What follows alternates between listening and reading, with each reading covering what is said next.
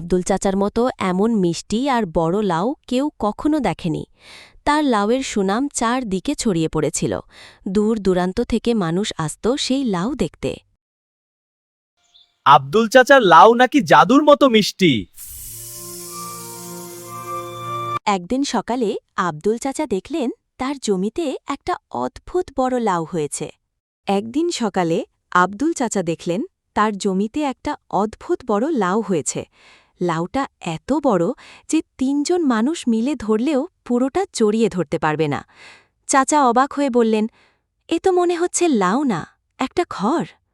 রাতে গ্রামের দুষ্টু ছেলে রাফি আর তার বোন মিতা চুপি চুপি মাঠে গেল লাউটা দেখতে। হঠাৎ তারা শুনতে পেল কে ভেতর ওখানে? থেকে কারো কথা ভাইয়া বলার লাউ কি শব্দ। কথা বলে? মিতা আমিও শুনছি, ফিসফিস করে চল বলল, দেখি। ভাইয়া ঠিক লাউ তখনই কি লাউয়ের কথা গায়ে বলে? ছোট্ট একটা দরজা খুলে ঠিক গেল। তখনই লাউয়ের গায়ে ছোট্ট একটা দরজা খুলে গেল। হায় রে, ভয় পেও না, ভেতর আমি থেকে ভয়ঙ্কর বের না, হলো বরং এক মজার। ছোট্টখাটো ওয়াও, ডাইনি। মজার, কিন্তু সে মজার। ভয়ঙ্কর না, বরং মজার। তার মাথায় লাল টুপি, হাতে ঝাড়ু আর চোখে গোল চশমা। ডাইনি বলল, ভয় পেও না, আমি লাউ ডাইনি লাবণ্য। এই লাউয়ের ভেতরেই আমার সংসার। রাফি অবাক হয়ে বলল, লাউয়ের ভেতরে সংসার? সেটা আবার কিভাবে সম্ভব?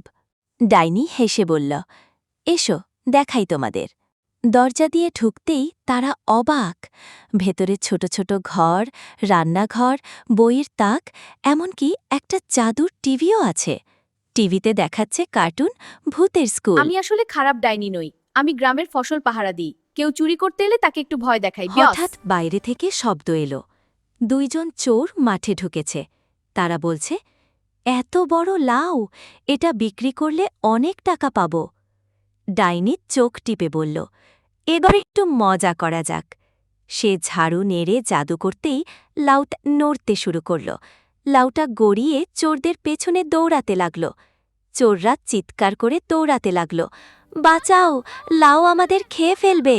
গ্রামের মানুষ দৌড়ে এসে দেখল বিশাল লাউটা মাঠে নাচছে। সবাই ভয় পেয়ে গেল।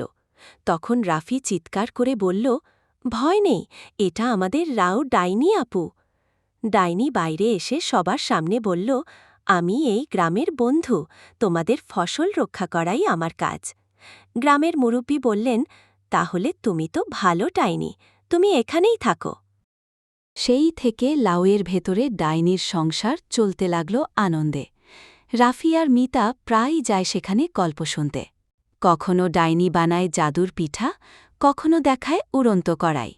একদিন মিতা জিজ্ঞেস করল, ডাইনি আপু, তুমি লাউয়ের ভেতরেই থাকো কেন? তারপর থেকে গ্রামের সবাই বিশ্বাস করল যে লাউ শুধু সবজি না, কখনো কখনো সেটা হতে পারে এক জাদুর বাড়ি।